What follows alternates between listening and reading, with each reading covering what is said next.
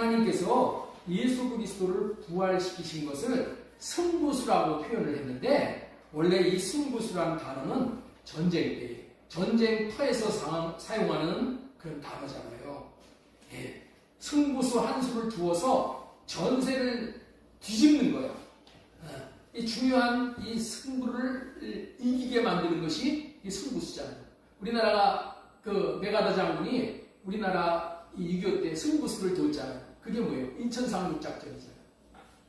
아무도 예측하지 못한 인천 상륙작전을 성공시켜서 우리가 홍선아를 면한 거잖아요. 그 승부수. 하나님께서 우리를 사탄에게서부터 건져내시기 위해서 이 승부수를 두셨다는 거예요. 승부수. 하나님은 부활이라는 이 한 승부수를 두셔서 사탄과의 싸움에서 마침내 이기신 거예요. 사탄은 전혀 생각도 못한 게 예수님이 죽으시고 부활하신 이 승부수. 만약에 하나님이 이 승부수인 이 부활로 예수님을 부활시키지 못했다면 하나님도 사탄에게 져버리게 되는 거예요. 하나님도 실패하는 경우가 될 수 있는 이런 승부수를 두셨다는 거예요. 승부수. 그 수가 뭐라고요? 그게 부활이라는 거예요. 하나님은 실패하지 않으시는 분이셔요. 하나님은 부활한 그 한 수를 두어서 인간이 갖고 있는 인간으로서는 해결할 수 없는 이 고질적인 문제들을 다 일거에 다 해결을 해버리셨다는 그런 의미가 승부수라는 거예요. 하나님께서는 인간의 저주를 다른 어떠한 방법으로 해결하는 것이 아니고 부활로 해결하셨다는 거예요. 그래서 이 부활을 하나님께서 사탄으로 말미암아 이 발생된 저주를 우리에게 임한 그 저주들을 단번에 그냥 한 방에 다 해결해 버리셨기 때문에 부활은 이 사탄의 괴계, 사탄의 권세, 이 사탄이 저놓은 덫에 걸려있는 문제들을 하나님께서 친히 풀으셨어요. 친히 부활로 해결하신 것이기 때문에 부활을 하나님이 두신 승부수라고 표현하는 거예요. 이 승부수라는 이 말에 참 깊은 의미가 있는데 제가 입이 둔해갖고 다 표현을 못하는 그런 것이 안타까운 거죠. 그런 의미에서 부활 하나로 인간을 그토록 괴롭힌 이 5가지의 이 저주와 그 문제를 해결해 놓으셨다는 것을 지난주에 말씀을 드렸습니다. 근데 다 전해지지 못했기 때문에 조금 반복적으로 전해드리려고 해요. 지난주에 제가 우리 카톡방에다가 원고를 다 올려드렸는데 이 보니까 원고 읽으신 분들이 별로 많지를 않으신 것 같은데 아마 다 제 느낌은 그렇지만 다들 읽으셨는 줄로 믿습니다. 예, 지난주 설교 제목이 뭐라고요? 하나님의 승부수 부활. 우리 주님이 부활하심으로 말미암아 모든 죄가 다 속해졌다는 거예요. 우리의 모든 죄가 다 속해졌다. 이거에 대한 그래서 죄 사함의 확신을 가질 수 있게 됐다는 거예요. 뭐 때문에? 부활로 말미암아서. 이 부활이 그런 의미가 있는 거예요. 죄인에게 있어서 자신의 죄를 누가 해결해 주어서 석방되었다는 것보다 좋은 소식은 없잖아요. 그리스도의 부활은 그리스도께서 우리의 모든 죄를 대신 해결해 주셨다는 하나님의 비준이고 인정이고 확정이고 하나님의 선포야. 너희들 죄가 다 해결됐다. 부활로 말미암아. 그런 선포가 이게 부활이라는 거예요. 로마서 4장 25절 말씀이 그 말씀이에요. 예수는 우리가 범죄한 것 때문에 내 주이 되고 또한 우리를 의롭다 하시기 위해서 살아나셨느니라. 우리를 죄로부터 속함받고 의롭게 되었다. 이렇게 하기 위해서 예수님이 살아나셨다는 거야. 부활하신 이유가 우리가 의롭게 되었다는 것을 확증시켜 주시는 거야. 완전히 죄의 대가를 다 지불해 주셨다는 증거가 부활이라는 거예요. 원고에 보면 테탈라스타이라는 그런 말이 나올 텐데, 예, 테탈라스타이가 뭐예요? 죄의 값을 다 치워줬다는 거예요. 사탄에게 다 치워주고 우리를 사탄으로부터 사왔다, 건져왔다. 그리스도의 부활은 그리스도께서 우리의 모든 죄를 다 해결해 주셨기에 하나님께서 의롭다 이제는 부를 수 있다. 그렇게 됐다는 거예요. 의롭게 되어지는 승부수를 우리 하나님께서 부활로 이루셨다. 부활로. 우리 주님이 부활하심으로 말미암아 두 번째는 우리도 부활 생명을 받아서 이제 새로운 생애를 보낼 수 있게 되었다는 거예요. 새로운 생애를 보낼 수 있게 되었다는 거예요. 천국에 들어가려면 두 개의 필수 과목을 이수해야 학점을 따야 되는 거예요. 그 한 학점이 무슨 학점이냐? 거룩의 학점이에요. 거룩이 뭐예요? 의롭다함을 얻는 거예요. 또 다른 학점은 뭐예요? 하나님의 생명을 받는 거예요. 하나님의 생명이 뭐예요? 하나님의 이름이고 하나님의 마음이고 하나님의 인격이고 다 똑같은 의미예요. 이거를 받는 학점을 따야 되는 거예요. 학점을. 거룩은 이 의롭다함을 얻는 것은 어떻게 우리가 학점을 받는가? 나로는 이걸 받을 수가 없는 거예요. 하나님의 학점을 주시는 거예요. 십자가에서 흘리신 예수님의 피로 말미암아 죄를 씻어 없앰으로 이 땅 학점이야. 근데 내가 뭐 어떻게 할 수가 없으니까 예수님이 죄를 십자가에서 피를 흘려주심으로 학점이 내가 이수가 되는 거예요. 이수가 되는 거예요. 또 다른 하나는 예수님의 부활을 믿음으로 말미암아 죽지 않는 생명, 다시 말해서 부활 생명을 얻어야 되는 학점이에요. 이 생명을 얻어야지 하나님 나라에 가서 우리가 살 수 있는 거예요. 예. 하나님의 나라에서 가서 살 수 있는 생명은 하나님의 생명을 받은 자들이 가서 살 수 있는 거예요. 지난주에 그런 말씀을 전해드렸어요. 우리 하문영 집사님에게 가정에 가서 들어가서 살 수 있는 사람은 하시들만 사는 거예요. 하시들. 그렇죠? 하시들만 하문영 집사님 가정에서 먹고 살 수가 있어. 아니 조씨는 못 들어가. 예, 조씨가 근데 들어갔잖아요. 조씨가 어떻게 들어갔어? 집사님과 하집사님과 조씨가 한 몸 됐어. 그래서 이제는 우리 조씨는 이제 다 버리고 이제 하씨의 성을 딴 겁니다. 우리 조 집사님은 하씨가 된 거야. 그래서 미국 사람들은 결혼을 해도 아내는 남편의 성을 따라가는 거예요. 이게 성경적인 거예요. 우리는 이제 예수님이 부활하심으로 말미암아서 우리에게 무슨 생명을 줬어요? 하생명을 줬어. 하나님의 생명. 하생명을 다 받은 자들, 하나님의 생명을 받은 자들만 하나님의 나라에 가서 사는 거야. 이해가 되시겠어요? 예, 그런 학점을 이 부활로 인해서 우리가 얻을 수 있게 됐다는 거야. 그게 말씀이 로마서 10장 9절 말씀이에요. 네가 만일 내 입으로 예수 그리스도를 주로 신뢰하며 또 하나님께서 그를 죽은 자 가운데서 살리신 것을 내 마음에 믿으면 구원을 받는다는 거야. 죽은 자 가운데서 하나님이 예수님을 살리신 것을 믿으면 부활 생명을 받아서 우리가 이제 하나님의 나라에 들어가는 구원을, 하나님의 나라를 누리는 구원을 받게 되는 거예요. 하나님의 예수를 부활시켜 주신 것을 마음에 믿으면 부활 생명을 받아서 영원히 사는 생명, 부활 생명. 이 생명을 받아서 이 생명을 누리는 거예요. 예수님의 부활 생명을 받는다. 이 말은 예수님의 이름을 받는다. 예수님의 마음을 받는다라고 하는 말이에요. 이 모든 말은 하나님의 생명을 받은 것이 되어져서 이 생명은 영원히 사는 생명이야. 영원히 사는 생명. 여러분, 육신의 생명은 이 땅에서 70년, 80년 살기에 합당한 생명이야. 네? 이 땅에서. 그러나 하늘나라에서 들어가는 생명은 어떤 생명을 받아야 돼요? 영원히 사는 생명을 받아야지 하늘나라에 들어가는 거예요. 아예 하늘나라에 들어가서 시체가 되어서 죽어버려. 그러면 하늘나라가 오염이 되는 거예요. 하늘나라에 들어가면 어떤 생명만 사는 거야? 영원히 사는 생명을 받아야지 하늘나라에 들어가서 영원히 사는 거야. 하늘나라에 들어가서 죽으면 안 돼. 죽는 것은 이 땅으로 끝나야 돼. 이 땅에서 죽는 생명, 우리가 육신의 생명은 죽는 생명이야. 그러나 하나님이 예수 그리스도로 말미암아서 주시는 부활의 생명은 죽지 않는 영원한 생명을 받는 거야. 그 생명을 받은 자가 하나님 나라의 주인공이 된다. 이런 사람만 천국에서 하나님과 같이 살 수가 있는 것인데, 그런 생명을 주시는 거, 그것이 뭐라고요? 부활이야. 부활로 하나님께서 이런 생명을 주셨다는 거예요. 그래서 부활이 승부수라는 거예요. 하나님의 승부수. 세 번째 소제목으로 전해드린 말씀은 우리 주님이 부활하심으로 말미암아서 이제 무슨 일이 벌어지냐. 우리 세 번째 이 말씀을 이 말씀을 전해드리려고 오늘 반복을 하는 거예요. 예수님이 하나님의 아들로 구세주, 심판주라는 것을 믿을 만한 증거를 갖게 됐다는 거예요. 예수님이 부활을 하셨기 때문에 이런 축복을 받은 거야. 예수님이 하나님의 아들로 구세주이시고 심판주라는 것을 믿을 수 있는 증거를 우리가 얻게 됐다는 거예요. 자, 우리 사도행전 17장 31절 말씀 보겠습니다. 이는 정하신 사람으로 하여금 천하를 공의로 심판할 날을 작정하시고 이에 그를 죽은 자 가운데서 다시 살리신 것으로 모든 사람에게 믿을 만한 증거를 주셨습니다. 잘 들으시면 돼요. 이 말씀을 오늘 잘 들으시기 바랍니다. 예수님이 부활하신 것이 예수님이 하나님의 아들이라고 믿을 수 있는 증거라는 말이에요.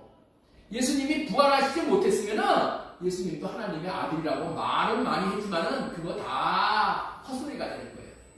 예수님의 부활로 말미암아 예수님이 하나님의 아들이라는 것을 우리는 어떻게 됐다고요? 이제 분별할 수 있게 되어졌다는 거예요.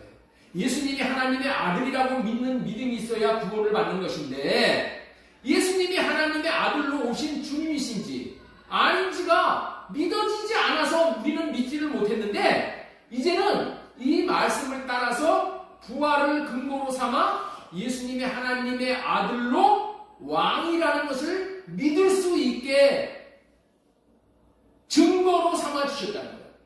믿을 수 있는 증거야.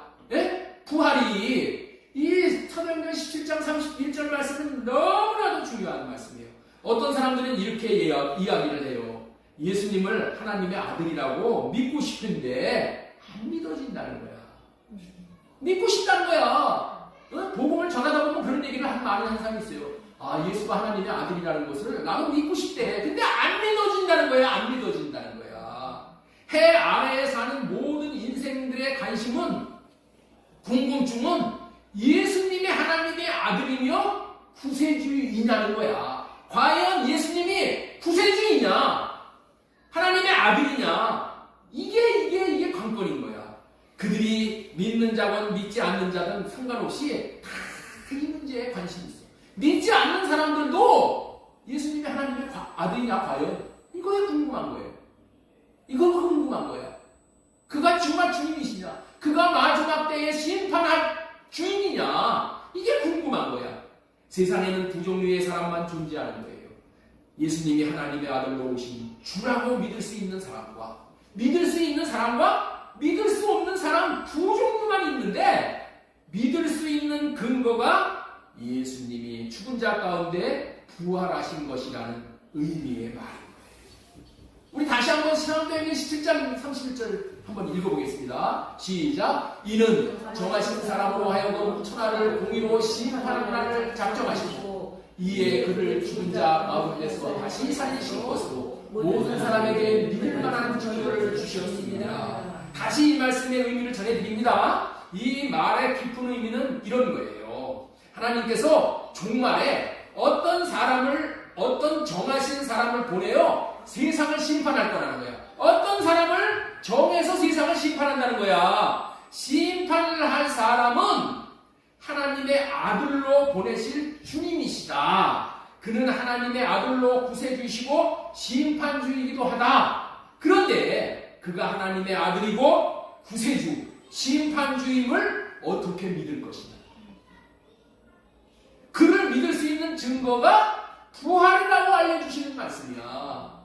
네? 다시 말해서 부활을 한 자만이 나 하나님이 보낸 하나님의 아들이고 구세주이고 심판할 자인 줄로 알라. 그런 뜻의 말이라는 거예요. 이 세상에 왔다가 죽어서 부활한 자만 구세주이고 심판자이고 우리를 구원할 자라는 거야. 부활한 사람이 그런 사람이라면 믿어도 된다는 거예요. 그가 부활한 자라면 그가 구세주이고 심판자라는 것을 믿어도 된다는 얘기야. 그렇습니다. 예수님이 부활하심으로 예수님이 하나님의 아들이고 구세주이심을 입증할 수 있게 된 거예요. 따라서 하겠습니다. 예수님의 부활은 예수님이 하나님의 아들이심을 입증한 것입니다. 예수님의 부활은 예수님만이 구세주임을 입증한 것입니다. 죽은 자 가운데 부활하신 분만 구세주가 될 수 있는 자격이 있다는 거야. 그 말씀이 이 말씀이에요. 자, 그러면은 신천지의 이만희가 왜 구세주가 못 될까요? 신천지의 이만희가 왜 구세주가 못 될까요? 예? 하나님의 교회 안상홍 교주가 왜 구세주가 되지 못할까요? 안상홍이 하나님하고 찬양도 있어. 찬송가도 있어. 안상홍의 하나님이라고 그래. 구세주가 될 수 없는 이유가 뭘까요? 그들은 죽었다가 살아나지를 못했어요. 오직 죽었다가 살아나신 부활하신 예수 그리스도만이 구세주, 심판주라고 믿을 수 있으니 마음껏 믿고 우리는 누리실 수 있어야 될 줄로 믿습니다. 이 세상에서 죽었다가 살아난 사람은 한 사람밖에 없어. 그렇기 때문에 우리의 구원자는 한 분 예수 그리스도밖에 없다는 거예요. 하나님께서 이거를 이 말씀으로 딱 작정을 해놓으신 거야. 오직 부활하신 분만이 우리의 소망, 우리의 구세주. 그분이 나를 심판하는 거예요. 그분이 나를 건지시는 거예요. 그분이 나에게 부활 생명을 주시는 거예요. 그분이 나에게 죄사함을 주시는 거예요. 오직 한 분. 지금까지는 설교 제목 하나님의 승부수 부활이라는 제목 안에 우리 주님이 부활을 하심으로 말미암아 우리의 모든 죄가 다 사해졌다. 부활 생명을 받게 되었다. 새로운 세계를 보내게 되었다. 그 다음에 예수님이 하나님의 아들로 구세주라는 믿을 만한 증거를 우리는 갖게 되었다. 우리는 증거가 있는 사람들이야. 예수 그리스도를 우리의 주라고, 임금이라고, 구세주라고 믿을 수 있는 증거가 있어. 왜? 예수님만이 부활했기 때문에. 자, 그 다음에 네 번째, 모든 하나님의 말씀은 반드시 이루어짐을 믿고 살게 되었다. 라는 말씀을 전해드립니다. 여러분들 봐보세요. 하나님께서 하신 약속 중에서 이루시기가 가장, 지키시기가 가장 힘들고 어려운 게 무엇일까요? 하나님이 우리에게 많은 약속을 하셨어. 네? 많은 약속 중에서 약속을 너 사업할 테니까 1억 주겠다. 1억 줄 테니까 마음껏 해봐라. 너 병 고쳐주겠다. 이런 게 어려웠겠어요? 너 죽은 자 죽으면 살리겠다. 이 말이 어렵겠어요. 물론 하나님은 다 쉬워. 그런데 죽은 자를 살리는 것보다도 이 세상에서 어려운 게 뭐가 있겠어요? 죽은 자면 숨이 떨어지면 세상 사람들은 다 소망을 접어버려. 기대를 이제 안 해. 그리고 장사 지낼 것만 생각해. 그렇죠? 왜? 불가능한 일이니까. 죽은 자가 살아난다는 것은 불가능한 일이니까. 그런데 예수님께서 죽은 예수님도 살리셨어. 죽은 예수님도 살리겠다고 약속을 하셨는데 그 약속까지 이루어 주셨다는 거예요. 죽은 자 살리시어서 살려내신 것이 부활인데 부활시켜 주겠다는 약속보다 지키기 힘든 약속이 어디 있냔 말이야. 죽은 자 살려내는 것보다 힘든 게 세상에 또 무엇이 있겠어요? 하나님께서 약속하신 부활을 이루어 주셨는데 부활의 약속을 지켜주셨다면 하나님의 하신 말씀 중에서 못 지킬 말씀이 뭐가 있냐. 가장 어려운 것도 지켜주셨는데 이제 우리에게 하신 여러분들 성경에 있는 모든 약속의 말씀을 하나님께서 못 지키시겠어요? 다 지킬 수가 있으시죠? 부활의 약속도 이루어 주셨는데 무엇을 못 이루어 주실 수 있겠어? 하고 그냥 다 성경 말씀 다 믿을 수 있게 된 거예요. 성경을 믿어질 수 있게 하신 승부수가 뭐라고요? 이 부활이야. 우리는 부활 때문에 다른 약속도 다 믿고 순종하고 따라서 살게 되니까 우리는 순종하는 자에게 주시는 모든 축복을 다 받게 됩니다. 이 부활이 그런 의미가 있는 거예요. 부활로 말미암아서 모든 하나님의 말씀을 하나님의 말씀은 말씀하셨으면 다 이루어져. 이거를 믿으니까 어떤 말씀도 순종함으로 인해서 그 순종하는 자가 받아 누리는 복을 다 받아 누리게 된다는 거예요. 자, 그 다음에 마지막으로 우리도 부활할 것이라는 확실한 소망을 갖고 살게 되었다. 지난주에 이 말씀만 전해드렸었죠. 예수님은 하나님이 주신 부활 생명으로 사망의 권세를 이기고 부활하셨는데 이 부활은 예수님에게 그치는 것이 아니라는 거야. 예수님 안에 있는 자들도 모두 부활할 수 있게 되어진다는 말씀이죠. 고린도전서 15장 20절 말씀 우리 한번 같이 읽겠습니다. 이제 죽은 자 가운데서 다시 살아나서 잠자는 자들의 첫 열매가 되셨구나 라고 말씀하고 있어요. 예수님은 부활의 첫 열매로 그리스도를 믿고 섬기는 수많은 성도들에게도 부활이 있을 것임을 보여주시는 거예요. 보증해 주시는 거예요. 영원한 천국에서 부활 생명으로 하나님의 생명을 누릴 뿐만이 아니라 그 생명으로 이제는 분공왕 노릇을 하는 비전이 우리가 천국에 들어가면 이루어지게 될 것이에요. 그러나 이는 성도들의 죽은 후의 미래만을 밝혀주는 그런 사실이 아닌 거예요. 그리스도의 부활은 성도들의 지금 현실의 삶을 꿈과 비전과 소망이 넘치게 하고 하나님의 마음을 나타내므로 열매를 맺어가는데 원동력이 되는 거예요. 그런데 그렇게 무기력하게 살아가는 것은 우리가 부활을 믿지 못하기 때문에 부활을 믿지 못해요. 그래서 부활을 믿지 못하기 때문에 확신 있는 삶을 살지 못하기 때문에 그러는 거예요.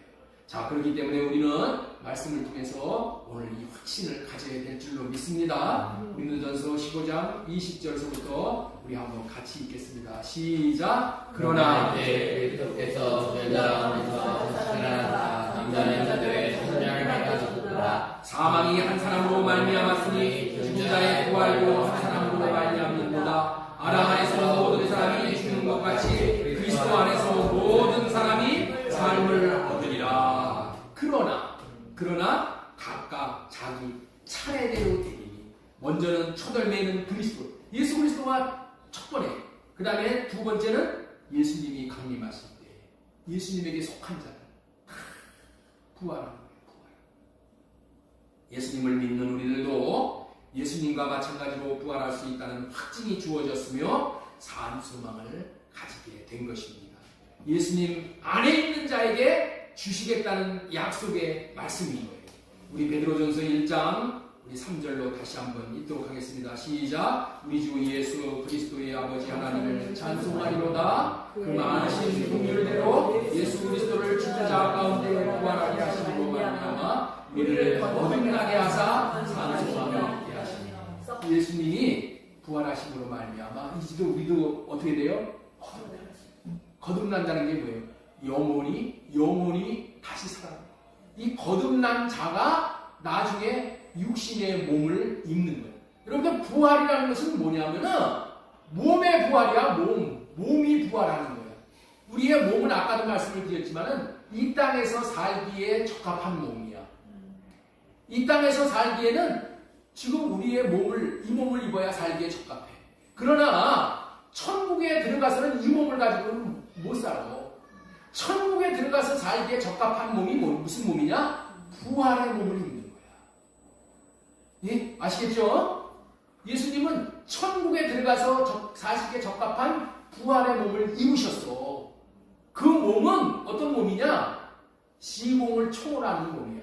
제자들이 두려워서 방문을 잠궈놓고 안에서 두려워 떨고 있는데 예수님이 그 안에 문을 잠궈놓은 그 방 안으로 들어오셨어. 이게 무슨 옷이에요?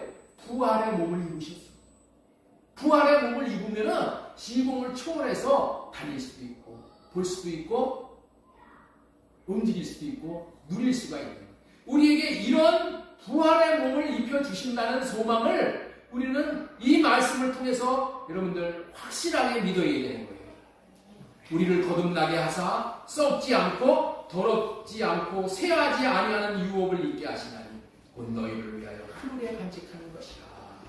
하나님은 부활 하나를 통해서 아브라함의 생애를 놀랍게 인도하셨듯이 우리를 놀라운 생애로 이끄시는 방법이 부활입니다. 그런 의미로 부활이 하나님의 승부수입니다. 하나님이 부활로 승부수를 두셨다면 이제 저와 여러분들도 부활로 승부수를 두셔야 하지 않겠습니까?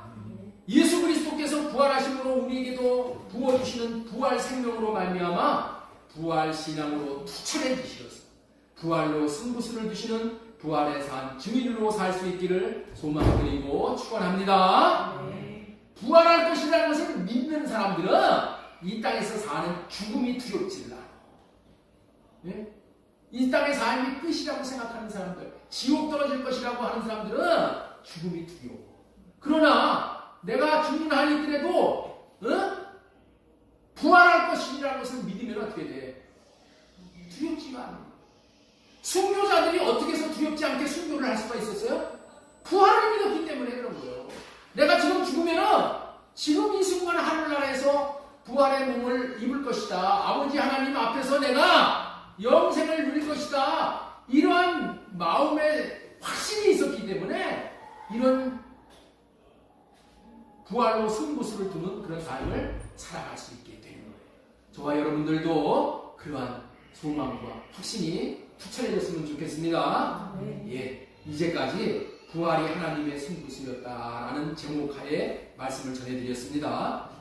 오늘은 예수님이 이 땅에 오셔서 부활이 일어나도록 위해서 우리들에게 부활이 일어나도록 하기 위해서 먼저 하신 일들이 있는데 그 일들이 나 자신에게 어떤 의미가 있는가를 전해드리고자 하는 거예요.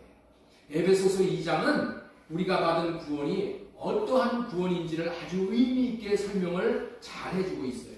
이 구원에 대해서 단순하지만은 탁월하게 잘 설명해주는 내용의 말씀을 통해서 우리가 예수 그리스도로 말미암아 구원을 받게 되었다는 것이 어떠한 의미가 있는가를 알고 그 의미에 합당한 삶을 살기를 바라서 내가 그리스도와 함께라는 제목으로 말씀을 대언하도록 하겠습니다. 우리 한번 따라서 한번 하겠습니다. 내가 그리스도와 함께.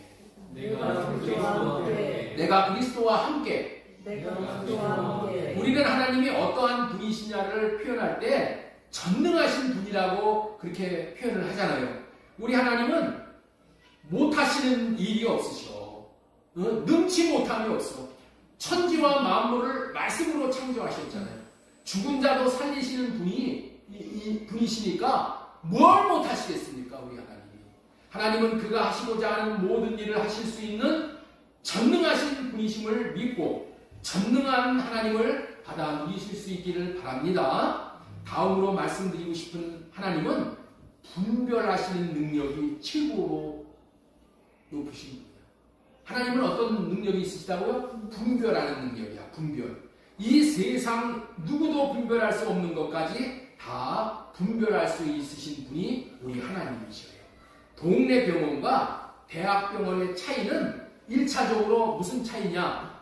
분별 능력이라고 할 수 있는 거예요. 분별 능력의 차이야. 동네 병원은 오진 확률이 많이 높잖아요. 어떤 사람이 배가 아프기 때문에 동네 병원에 다니느냐고 시간을 많이 낭비했는데 계속해서 안 나니까 나중에 대학병원에 가서 검사를 했더니 아주 중병에 걸려 있어요. 이런 일이 발생하는 원인은 동네 병원에서는 분별 능력이 없어 오진을 한 경우를 우리는 종종 듣고 있잖아요. 이것이 우리의 현실이잖아요.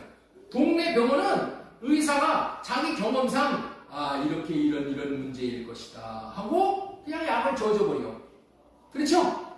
그런데 대학병원은 병원에 들어가면 절대 약 안 줘. 그리고 뭐 피 뽑고 뭐 엑스레이 찍고 계속 검사만 하는 거야. 계속 검사만 해. 무슨 병에 걸렸는지 정확하게 검사해서 분별한 후에 합당한 치료를 하고 나중에 약을 주어서 사람을 병으로부터 구원해내는 일들을 하잖아요. 그러니까 동네 병원과 종합병원의 차이가 뭐라고요? 분별 능력이야. 분별 능력. 네? 그런데 무슨 병에 걸렸는지를 분별할 수 있다 할지라도 못 고치는 병이 현재는 너무 많은 것이 또 현실이기도 하잖아요. 그렇죠? 다 이거 무슨 병이다 분별을 했는데 못 고치는 병들이 너무나도 많잖아. 우리 하나님께서는 분별하시는 능력도 탁월하시지만은 고치시는 능력도 탁월하시잖아요. 그렇죠? 못 고칠 일이 없으셔. 그래서 하나님을 전능하신 하나님이라고 하는 거예요. 이렇게 탁월하게 실수가 없으신 하나님께서 저와 여러분들을 구원하시기 위해 이제 새 언약의 중보자로 예수 그리스도를 보내주셨어요. 보내주신 예수 그리스도와 함께하는 것이 비밀이야. 우리 하나님께서 우리를 어떤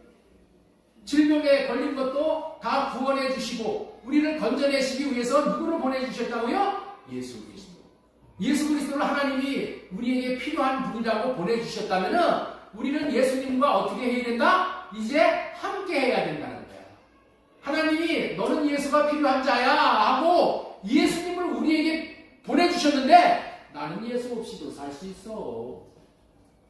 아, 내가 뭐 예수가 필요해? 난 주먹만 있으면 되지.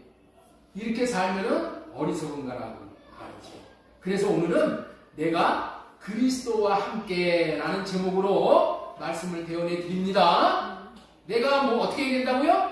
그리스도와 함께. 네, 이런 제목으로 말씀을 전해 드리는데 먼저 소제목 첫 번째로 전해 드리고 싶은 말씀이 뭐냐? 첫 번째는 허물과 죄로 죽었던 과거의 나. 이런 제목입니다. 허물과 죄로 죽었던 과거의 나. 우리의 전날의 상태야. 예수님 만나기 전날의 상태를 지금 말씀하는 거예요. 자, 우리 1절 한번 우리 읽어보겠습니다. 시작. 그는 허물과 죄로 죽었던 너희를 살리셨다. 우리 하나님께서 예수 그리스도를 믿기 전에 영적 상태를 정확히 분별해 주시는 말씀이 에베소서 2장 1절 말씀입니다. 자, 우리는 어떤 상태라고요?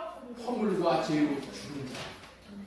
그는, 예수님은 허물과 죄로 죽었던 너희들을 살리셨다 이렇게 말씀하는 거예요.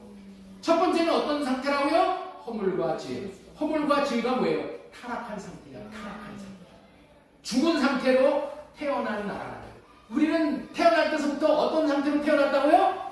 죽어서 태어났어. 죽어서 태어났단 말이야.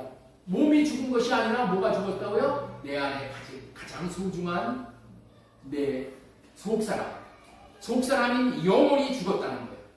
과거에 우리의 상태는 허물과 죄로 죽은 모습이야. 이것은 영적으로 죽은 상태를 말하는 거예요. 허물과 죄로 죽었던 너희를, 허물과 죄로 죽었다는 얘기는 어떤 상태냐면은 하나님과 단절된 상태야. 하나님과 관계가 끊어진 상태야. 하나님을 배반한 영적인 상태를 말하는 거예요.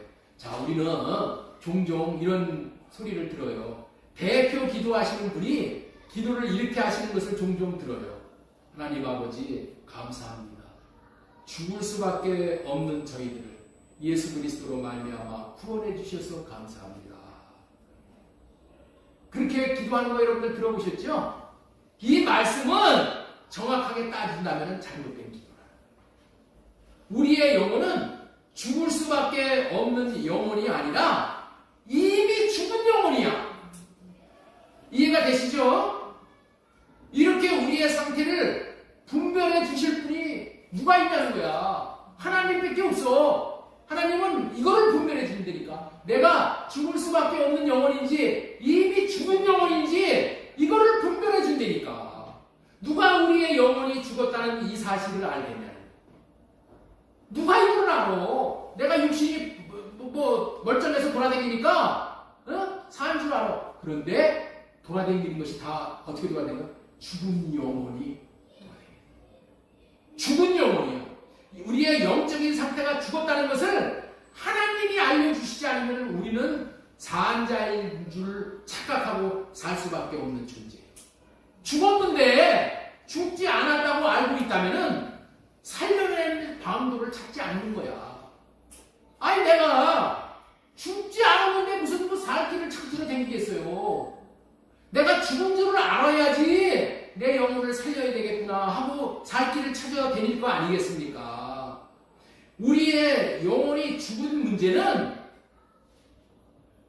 내가 영혼이 죽은 자인 것을 알지 못하면은 그 영혼이 죽은 것은 영혼이 해결을 할 수가 없는 거예요. 그런데 이 말씀을 통해서 분별받고 이제는 영혼을 살릴 수 있는 길을 찾게 되었다는 것은 너무너무나도 중요한 거예요. 이것을 분별해 주시는 말씀이 허물과 죄로 죽었던 너희를 이라고 분별해 주시는 말씀. 우리 한번 1절 말씀 보겠습니다. 이건 너무나도 중요한 거예요. 그는 시작. 그는 허물과 죄로 죽었던 너희를 살리셨도다. 예수 그리스도는 허물과 죄로 죽었던 저와 여러분을 살리셨다는 거예요. 성경에서 영적으로 죽음이라는 단어의 핵심 의미는 분리야, 분리. 이것은 단순히 영혼과 육체의 분리를 말하는 것이 아니라 하나님께서 금하신 선악을 알게 하는 열매를 따먹는 순간 하나님과 분리됐다는 거예요. 하나님과 관계가 끊어져 죽었다는 거예요. 하나님의 말씀을 불신앙하고 이제 불순종하는 것을 또한 말하는 거예요. 하나님의 말씀을 불순종하고 믿지 않고 사는 그 자체는 어떤 거라고요? 내 영혼이 죽는 거예요. 포도나무가 가지를 붙들고 있을 때 가지가 살아있잖아요. 포도나무 가지가 잘려져서 분리되어 죽어버린 것과 같이 죽은 상태라고 분별시켜 주는 말씀이에요. 죽을 수밖에 없는 영혼을 살려주시는 것과 죽은 영혼을 살려주시는 것과는 차이가 180도 차이가 나는 거죠. 그렇죠? 죽을 수밖에 없는 영혼 살리는 것과 이미 죽은 영혼을 살리는 것은 차원이 다른 거예요. 이렇게 죽은 영혼은 이제 사탄에게 속해져서 사탄의 것이 되어져서 사는 존재예요. 사탄은 죽은 자만 뜯어먹어. 응? 죽은 고기만 뜯어먹어. 우리의 영혼이 죽은 자들을 사탄이 취해서 먹이로 삼고 사는 거예요. 그래서 우리 두 번째는 이 죽은 영혼들이 사는 이 방식에 대해서 한번 보도록 하겠습니다. 우리 2절 보겠습니다. 2절. 우리 영혼이 죽었을 때 우리가 어떻게 되었는가?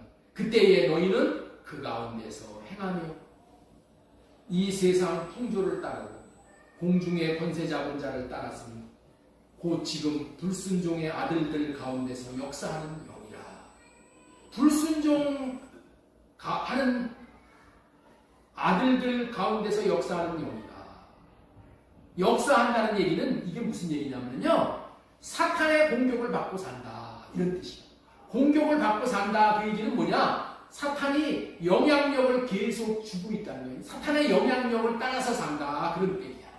이것을 공격한다 이렇게 표현을 합니다. 사탄이 우리를 지금 어떻게 하고 있다고요? 계속 공격을 하고 있어. 계속 공격을 한다. 공격이 뭐라고요? 계속 영향력을 주고 있다는 거예요. 영향력을 줌으로 말미암아서 전에는 우리도 다 그 가운데서 육체의 욕심을 따라서 지냅니다. 육체와 마음이 원하는 것을 하여 다른들과 같이 본질상 진노의 자녀이었더니, 이 죽음의 상태에 있었던 우리들이 사탄을 따랐다는 거예요. 사탄을. 나는 사탄을 따른 적이 없는데 이렇게 여러분들 다 생각하고 있잖아요. 그런데 하나님은 뭐라고 분별해 주시죠? 사탄을 따르고 다녔다. 사탄을 따르고 다녔다는 거야. 이 말이 뭐냐? 사탄을 따르는 것이 뭐냐? 세 가지. 이 세상의 풍조를 따르는 거야. 여기 보셔요. 이 세상의 풍조를 따르고, 이게 첫 번째야. 사탄을 따르는 것이 뭘 따르는 거라고요? 이 세상의 풍조를 따르는 거야. 이 세상 사람들이 사는 방식들을 따라서 사는 것이 그게 뭐라고요? 사탄의 공격을 받고 사는 거예요. 사탄의 영향력 아래서 사는 거예요. 그 다음에 공중 권세 잡은 자를 따라서 사는 거예요. 그 다음에 또 어떻게 따는 거예요? 욕심을 따라서, 육체와 마음이 원하는 것을 하는 거예요. 욕심 따라서 사는 거예요. 사탄은 우리를 어떻게 공격했냐? 사탄이 주는 욕심을 따라서 살게 해줘. 사탄이 주는 생각을 따라서 살게 하는 거예요. 그 다음에 이 세상 사람들이 주는 생각들, 그것 따라서 살게 하는 거예요. 이게 뭐라고요? 사탄의 세 가지 공격을 받고 사는 거예요. 그래서 이렇게 삶으로 인해서 우리가 어떻게 됐다고요? 본질상 진노의 자식들이 됐다. 이게 바로 죄 가운데서 사는 사람들의 모습입니다. 죽음의 상태에 있었던 우리들이 따른 것이 뭐라고요? 첫 번째, 이 세상 풍조를 따르고. 자, 띄워주시죠. 뒤에.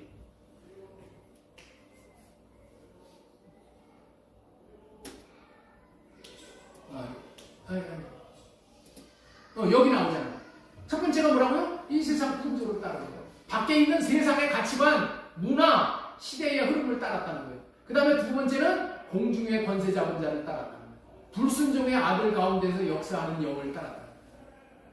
이게 위로 사탄이 이 영적인 문제들, 죄의 문제로 말미암아서 자꾸만 이런 영향력을 주는 거예요. 그 다음에 세 번째, 육체의 욕심을 따라서 육체와 마음이 원하는 것을 하는 거예요. 이 내면에서는 이렇게 본능적으로, 충동적으로, 분노하고 혈기를 부리고 이런 거 다 누가 주는 거예요? 사탄이 주는 거예요. 사탄이 공격을 해가지고 사탄의 영향력을 주어서 이렇게 살아요. 하나님께서는 바울을 통해서 우리에게 지금 말씀을 하시는 거예요. 우리가 죽었을 때 본질상 진노의 자녀였다고 말하는 거예요.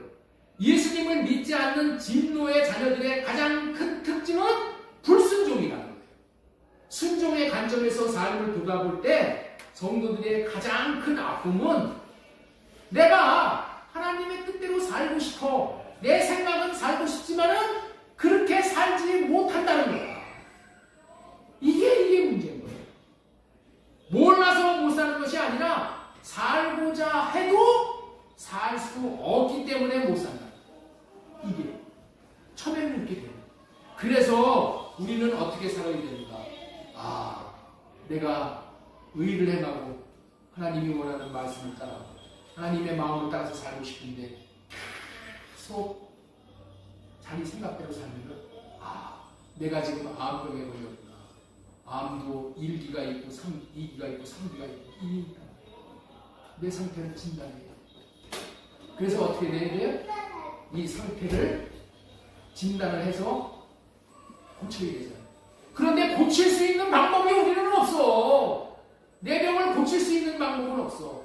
응? 사탄의 종이 되어서 살기 때문에 내가 종으로부터 벗어날 수가 없잖아. 그게 고칠 수가 없어. 하나님께서는 자비하셔서 이런 존재를 외면하지 않으시고 건지시기로 작정했어요. 그리고 시행에 옮기시어서 하나님께서 우리에게 새로운 지위를 부여해 주셨어요. 그것이 뭐냐? 그것이 새로운 지위가 에베소서 2장 4절에 이하의 말씀이에요. 우리가 얻은 구원에 대해서 이제 말씀을 하시는데 이제 이 구원은 그리스도와 같이 동일하게 되어지는 거예요. 자, 에베소서 2장 4절 보겠습니다. 긍휼이 풍성하신 하나님이 우리를 사랑하신 그 큰 사랑을 인하여 허물로 죽은 우리를 그리스도와 함께 살리셨고 너희는 은혜로 구원을 받은 것이다. 또 함께 그리스도 예수 안에서 함께 하늘에 앉히시니 여기서 일으키사 이 말씀은 뭐가 전제가 된 말씀이냐면 죽은 것이 전제가 됩니다. 그리스도와 함께 죽고 함께 살고 함께 하늘에 앉힌 바가 됩니다. 자, 거기 한번 띄워주세요. 그리스도와 어떻게 된다고요? 함께 죽고 함께 살고 함께 일으키고 함께 하늘에 앉힌 바가 되는 거예요. 여러분들은 이 사실을 알아야 되는 거예요. 이것이 그리스도께서 우리를 구원하시기 위한 영적인 단계예요. 예수님이 십자가에서 죽으실 때 나도 함께 죽었다는 사실이야. 예수님이 십자가에서 죽으실 때 내가 어떻게 됐다고요? 나도 함께 죽었어. 이 사실을 알고 믿는 사람이 예수님과 함께 부활하는 거예요. 이 부활이라는 것은 죽지 않은 사람이 부활할 수는 없는 거야. 부활했다는 의미는 뭐예요? 죽었다는 의미야. 지난주에 오늘 다 말씀을 드렸잖아요. 예수님과 함께 부활할 것이다. 우리의 소망이 예수님은 첫 번째 부활, 우리는 두 번째 부활. 이렇게 된다고 했잖아요. 이 부활한다는 전제가 뭐라고요? 내가 죽는다는 거야. 여러분들 이 사실을 알아야 돼요. 예수님이 십자가에 죽으실 때 나도 함께 죽었다는 사실을 알아야 되는 거예요. 이 사실을 알고 믿는 사람만이 예수님과 함께 부활하게 되는 거예요. 만약에 죽은 일이 없는데 부활한다면 여러분들 이치에 맞겠어요? 이토록 중요한 사실이 예수님과 함께 십자가에 죽었다는 사실을 분별할 수 있어 믿을 수 있어야 다음 단계로 나아가는 거예요. 사도 바울이 왜 그토록 위대한 사도가 될 수 있었는가? 왜 그렇게 사도 바울이 그런 위대한 사도가 될 수 있었는가? 이 사실을 알았다. 뭘 알았다고요? 자기가 예수님과 함께 죽었다는 사실을 아는 거예요. 자, 우리 갈라디아서 2장 20절 말씀 보겠습니다. 내가 그리스도와 함께 십자가에 못 박혀 죽었나. 이게 사도 바울의 고백이야. 사도 바울은 뭘 알았다고요, 민집사님? 사도 바울은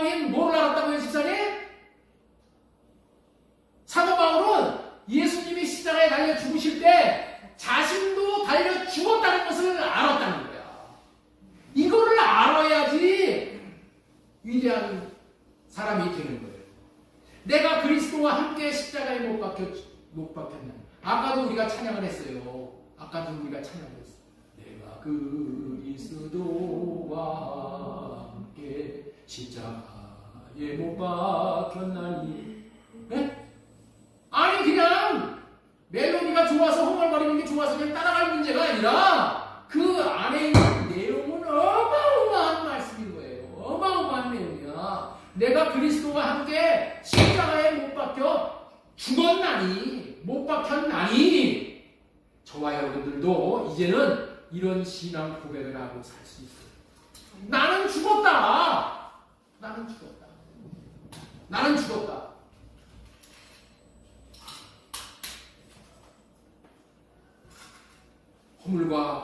허물로 죽은 우리를 그리스도와 함께 살리시고 죽은 자가 살아나는 거예요. 함께 죽고 함께 살고 함께 하늘에 앉힌 바 됨이 이것이 복이다. 이 동일시의 복을 우리가 누려요. 우리는 어떤 사람이라고요? 이제 예수님과 함께요. 예수님과 함께 죽고 함께 살아나고 함께 승천하고 함께 하늘에 앉힌 바 됨. 나로는 그렇게 될 수가 없어. 그러나 예수님이 나와 함께 죽어주신 거예요. 이 복이 동일시의 복이다. 동일시. 그래서 이 에베소서 2장에서 우리는 이런 말을 종종 해요. 자, 예수님과 함께 라면을 먹으면 행복할까요? 행복하지 않을까요? 예수님과 함께 라면. 예? 나는 죽을 수도 있고 부활할 수도 있고 승천할 수도 있고 하나님 우편에 앉힌 바가 됐어. 예수님과 함께라면 그렇게 됩니다. 예수님과 함께 뭐 먹는 거라고요? 라면 먹는 거예요. 예수님과 함께라면은 나는 가난해도 좋아. 나는 실패해도 좋아. 예수님과 함께라면은 나는 지옥에 가도 좋아. 왜? 예수님이 공유하셔서 건져내실 테니까. 예수님과 함께라면 우리는 늘 이런 마음을 가지고 예수님 나와 함께 해주세요. 이 예수님, 나는 예수님과 떨어져서 예수님의 손 놓지 않기 원합니다. 예수님과 함께 우리에게 나타난 이런 변화는 예수님과 함께의 축복을 누리는 자예요. 이 예수님과 함께를 다른 말로 뭐라고 해요? 연합이라고 해요. 연합. 예수님과 함께를 뭐라고 해요? 우리는 그리스도 안에 있는 자. 그리스도와 동일하게 된 자. 예수님과 한 몸 된 자. 예수님 안에 들어가서 예수님과 하나 되어졌어. 예수님이 죽으심과 예수님의 살아나심과 예수님의 승천하심과 예수님과 하늘에서 왕으로 다시 이런 모든 것 누릴 수 있도록 우리 예수님께서 이 복을 우리에게 주시기 위해서 온 것입니다. 이 세 가지 사실은 우리가 예수님과 연합하고 그리스도 안에 있는 것, 그리스도와 동일한 자가 되게 되는 것, 이런 신자들의 이런 법적인 위치가 이렇게 됐다. 내 위치가 이제는 내 포지션이 이제 예수님과 같은 위치가 되버린 거예요. 그런 삶을 사는 사람은 이제 어떻게 되냐? 내 완전히 이런 법적인 신분이 그렇게 됐다는 것을 아는 사람이 삶의 변화가 오게 되는 거예요. 옛날에 자식들을 키울 때 우리나라 양반들이 가문이 그랬다는 거 아니에요. 야, 너는 누구누구 가문에 누구누구 가문에 자손인 것을 잊지 말아라. 어디 가서든지 너는 뼈대 있는 가문의 자식이라는 것을 잊지 말아라. 이렇게 어른들이 이렇게 가르쳤다. 양반 자제들이 이렇게 가르쳤다. 양반 그런 주인은 좋은 것은 아니지만은 양반이 갖고 있는 그러한 양반의 의식은 중요해요. 우리는 어떤 자라고요? 우리는 세상과 함께 망할 그런 지옥에 떨어질 자가 아니야. 이미 예수 그리스도로 말미암아서 우리를 건져내셨어. 우리는 존귀한 자가 됐어. 새로운 피조물이 되었다는 것을 우리는 늘 의식하고 이것을 마음에 품고 사는 삶은 자기를 부인하는 삶을 살 수가 있게 되는 거예요. 또 하나님의 말씀에 순종하는 삶, 이런 삶을 살게 되는 거예요. 그래서 이런 의식이 나를 이 땅에서부터 하나님의 나라를 누리게 하는 그런 삶을 살게 됩니다.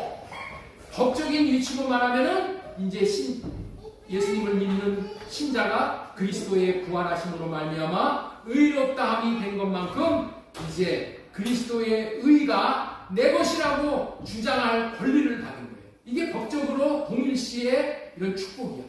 거저 이것을 받은 거예요. 그리고 이렇게 신분이 바뀐 자들이 이제 하나님을 따라서 예수 그리스도를 따라서 내 육신의 생각과 마음을 할례받고 자기 자신을 부인하는 삶과 순종하는 삶을 사는 것을 보고 신학적인 용어로 뭐라고 하냐? 성화의 단계를 밟아간다. 이 성화의 단계를 들어가는 그런 삶입니다. 그리스도인의 이 성화의 단계에 들어가는 이런 삶을 살 때 하나님께서 우리에게 은혜 위에 은혜를 더하여 주실 줄로 믿습니다. 할렐루야. 여기까지 드린 말씀을 다시 한번 정리 한번 하겠습니다. 십자가는 어떤 거냐? 띄워주세요. 십자가는 죄와 심판에 대해서 우리를 다 해결해 주시고 죄와 심판에 대해서 해결된 자가 십자가를 건친 자예요. 십자가를 건친 자라는 것은 어떤 자라고요? 예수님과 함께 죽은 자예요. 함께 죽은 자는 이제 죄 문제가 해결되고 장래에 있을 모든 심판이 다 미리 해결된 거예요. 그 다음에 부활로 말미암아서 아까 그런 말씀을 했죠. 우리를 거듭나게 하기 위해서 예수님이 부활하셨다는 거예요. 이 거듭난 자, 이 부활에 예수님과 함께 이 부활에 참여한 자는 이미 거듭난 자고, 그 다음에 이 승천은 이제 영광과 존귀로 관을 쓴 자. 이런 모든 약속을 누리는 것은 내 생각은 할례받고 육신의 생각은 할례받고 주님이 주시는 마음으로 살아가는 거예요.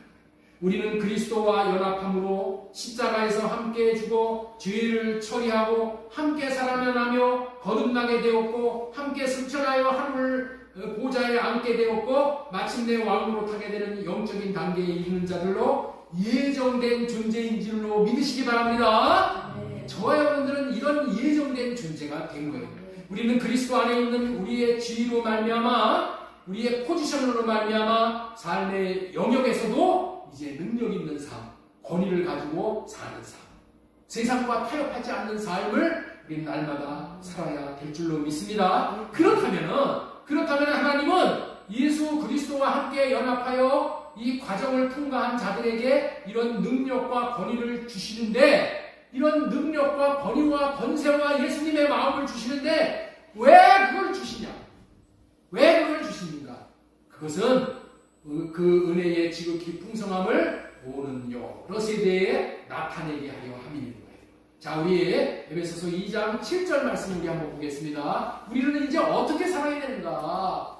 이게 함께 죽고 함께 부활하고 함께 승천하고 하늘나라의 이런 놀라운 영광을 우리가 받아 누릴 수 있는 자가 되게 하신 이유가 뭐라고요? 2장 7절 시작. 이는 그리스도 예수 안에서 우리에게 자비하신 그 은혜의 지극히 풍성함을 오는 여러 세대에 나타내게 하려 하심이니라. 하나님께서 우리를 선택하시고 구원하신 것은 우리에게 베푸신 자비와 은혜의 지극히 풍성함을 오는 여러 세대에 나타내게 하려 합니다. 오는 여러 세대에게 나타내는 게 뭐예요? 자녀들에게 이것을 가르쳐야 된다는 거예요. 이렇게 사는 삶을 가르쳐야 된다는 거예요. 나는 죽고 예수로 살고 예수로 승천하고 예수님의 마음으로 살아서 이 땅에 하나님의 나라를 누리게 하는 이런 삶을 자녀들에게, 오는 세대에게, 이웃에게, 직장 동료에게 이거 나타내게 하려 합니다. 그리스도의 구원 사건이 나 한 사람에게 국한된 사건으로 문 닫아 버리면은 옳지 않은 겁니다.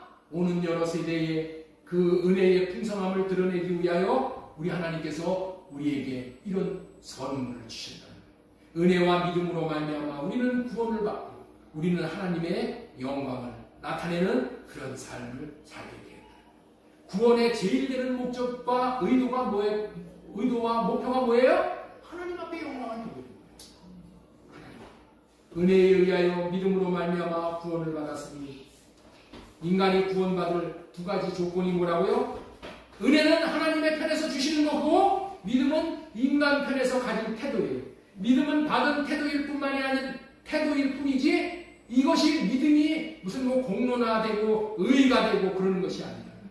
그렇기 때문에 자기의 노력과 공로로 된 줄로 착각하고 자기 자랑에 빠져서 살지 않고 단지 그 은혜의 지극히 풍성함을 오는 여러 세대에 나타내려 함이라는 이 말씀을 마음에 새기고 이 뜻대로 살아야 하나님 앞에 영광이 돌려지는 것입니다. 새로운 두 번째, 지극히 풍성함을 오는 여러 세대에게 나타내려 합니다. 자, 마지막으로 세 번째, 우리는 선한 일을 위하여 지으심을 받은 하나님의 작품이라. 자, 우리 에베소서 2장 10절 말씀 보겠습니다. 우리는 그가 만드신 바라 그리스도 예수 안에서 선한 일을 위하여 지으심을 받은 자리. 우리는 그가 만드신 바라. 이 말씀을 아주 좋은 용어로 뭐라고 하냐? 워크맨십이라고 해요. 따라서 한번 하겠습니다. 워크맨십. 워크맨십이라는 것은 뭐냐면 하나님이 만든 사람이야. 하나님의 만든 사람이라는 의식은 뭐냐? 우리가 어떻게 살아야 된다고요? 선한 일을 위해서. 하나님이 우리를 왜 새로운 피조물로 만들어 주셨다고요? 왜 만들어 주셨다고요? 선한 일을 위하여 만들어 주셨다. 선한 일이 이제는 뭐예요? 마귀에게 공격받고 마귀의 지배를 받고 사는 삶은 어떤 삶이야? 마귀를 나타내는 삶이야. 마귀가 주는 생각, 마귀가 주는 마음을 따라서 그걸 받아 먹으면 어떻게 돼? 마귀만 나타내. 나를 통해서. 그런데 이제 새로운 피조물이 되어져서 내 육신의 생각을 하게 받고 주님이 주시는 마음을 받아서 주님의 마음을 나타내고 살면은 누가 나타난다고요? 하나님이 영광을 받으시고 예수님이 나타나시고 네? 예수 믿는 사람이 역시 달라 이런 소리가 나오잖아요. 그랬을 때 하나님이 영광을 받으시잖아요. 이런 삶이 뭐라고요? 그 워크만십이라는 거예요. 하나님께서 우리를 지으신 이유는 하나님의 완성품, 걸작품으로서 그리스도인은 선한 일을 하도록 창조받았다. 이 두 번째 창조를 받았어. 우리는 성령으로 말미암아 하나님께서는 믿는 신자들에게 그리스도 예수 안에서 새 생명을 부여하시고 날마다 그리스도의 형상으로 빚어가시는 거예요. 우리는 구원의 선물로서 어둠에서 빛으로, 혼돈에서 질서로, 허물과 죄에서 선한 일로 부르심을 받은 거예요.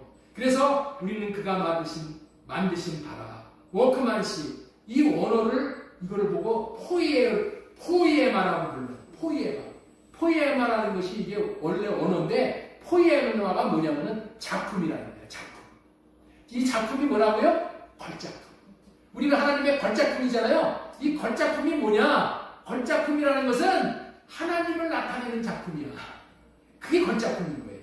우리는 이 선한 목적, 하나님의 선하신 목적, 하나님의 사랑의 은혜로 우리가 그리스도의 형상으로 창조됐지만은 인간적으로 보면은 우리의 삶은 미완성의 캠퍼스에 지금 그림이 그려지는 상태에 있는 거예요. 그림이 그려지는 상태에. 그래서 그림이 그려지는 상태에 있지만은 하나님께서는 우리를 보고 뭐라고 그래? 그림이 다 그려진 완성된 걸작품으로 보시는 거예요. 네. 왜? 하나님이 우리를 그렇게 걸작품으로 지금 결국에는 종국에는 만들어 가실 테니까. 이미 우리는 그런 과정을 지금 하나하나 걸작품으로 그려져 가고 있지만은 하나님은 나를 뭘로 보신다고요? 걸작품으로 보시는 거예요. 하나님의 걸작품. 하나님이 우리를 이런 걸작품으로 보셨다는 것을 우리는 기억하고 하나님이 나를 이렇게 보여주시는 대로 합하게 우리가 정말 걸작품으로 지어져 가야 될 줄로 믿습니다. 전체적인 거 하나만 띄워주세요. 맨 마지막에. 우리 한번 정리하고 말씀을 마치겠습니다. 오늘 많은 내용을 말씀을 드렸어요. 자, 설교 제목 내가 그리스도와 함께 허물과 죄로 죽었던 과거의 나, 우리의 전날의 상태, 그 다음에 타락한 상태로 태어난 나, 사탄의 세 가지 공격을 받고 본질상 진노의 자유. 그런데 하나님의 은혜로 우리에게 새로운 지위를 주셨다는 거예요. 새로운 포지션을 우리에게 주셨습니다. 우리가 얻은 구원은 이제 그리스도와 동일시되는 거예요. 그리스도처럼 의롭고 그리스도처럼 그리스도의 생명을 누리고 그리스도처럼 우리가 왕으로 살 수 있는 그런 존귀한 자로 우리를 동일시 여겨준다는 거예요. 그리스도와 함께 죽고 그렇게 함께 살고 함께 하늘에 안친 바가 되고 그 은혜의 지극히 풍성함을 오는 여러 세대에 나타내려 하느니라. 우리는 선한 일을 위하여 지으심을 받은 하나님의 걸작품이다. 이 말씀을 마음에 잘 새기고 이런 한 주간을 주님의 마음을 나타내면서 하나님의 영광을 보는 최고의 한 주간 되어지기를 주 예수님의 이름으로 축원합니다. 하나님, 내가 그리스도와 한 몸 되어져 살 때 하나님의 선하신 뜻이 이루어진다는 것을 우리가 꼭 기억하고 한 몸 되지 못하게 하는 육신의 생각과 마음을 향해 가고 주님의 마음을 구해서 그리스도와 함께 하심으로 하늘 영광 보는 한 주가 일평생 될 수 있기를 소망드리고 예수님의 이름으로 축원하옵나이다. 아멘. 아멘.